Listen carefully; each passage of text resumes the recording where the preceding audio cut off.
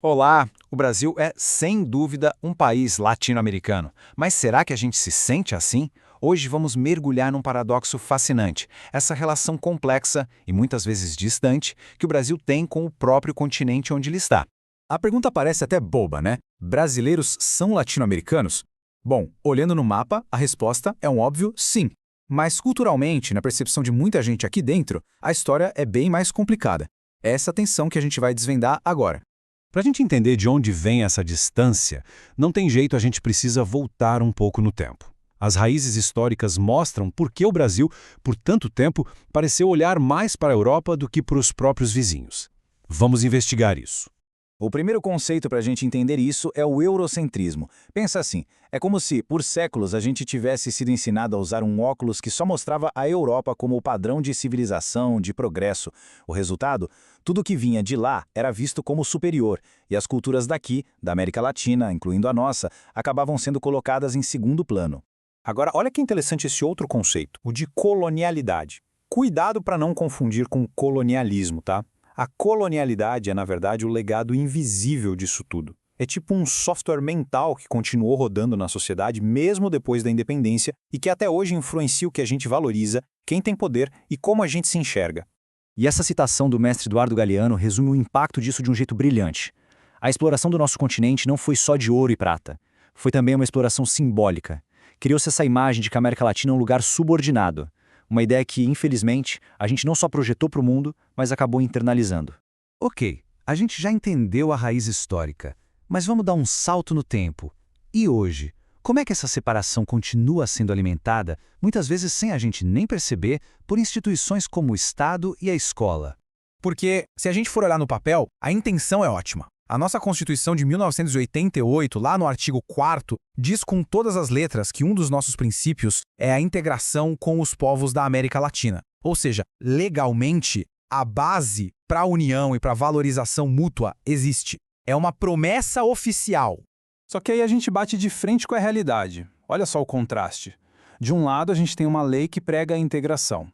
Do outro, o que se encontra em muitos livros didáticos são narrativas que reforçam estereótipos sobre os nossos vizinhos, subdesenvolvimento, instabilidade, dependência. É ali, na sala de aula, que aquela promessa bonita da Constituição muitas vezes começa a se perder. Tá, e daí? Qual é a consequência prática disso tudo? Nesta parte, a gente vai focar nos resultados bem reais e muitas vezes negativos que essa desconexão cultural causa na nossa sociedade.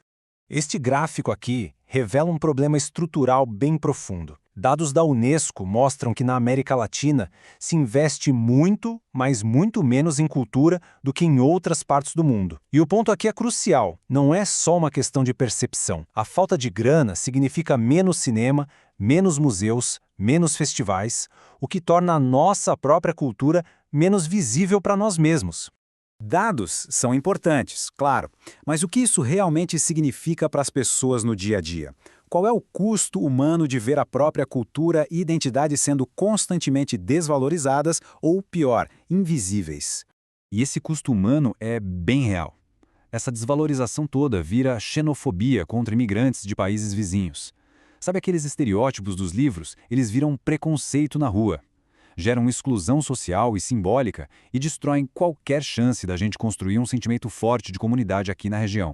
Ok, já entendemos o problema, a raiz dele e as consequências. Agora vamos virar a chave e focar nas soluções.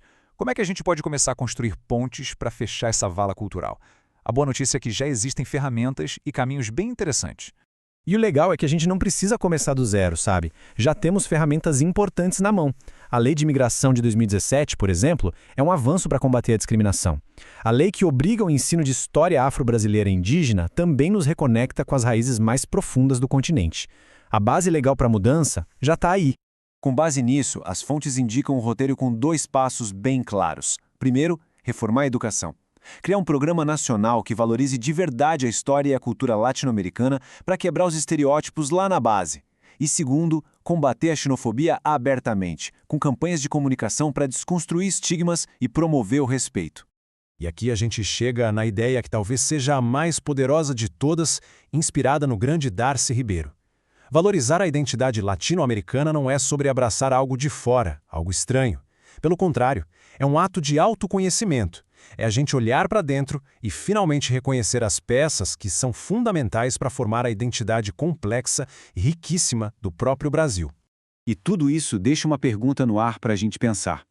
Diante dessa encruzilhada, entre um distanciamento histórico e uma promessa de integração, que história o Brasil vai escolher contar sobre si mesmo daqui para frente? A resposta? Bom, ela ainda está sendo escrita. Agradeço muito a companhia de todos até aqui.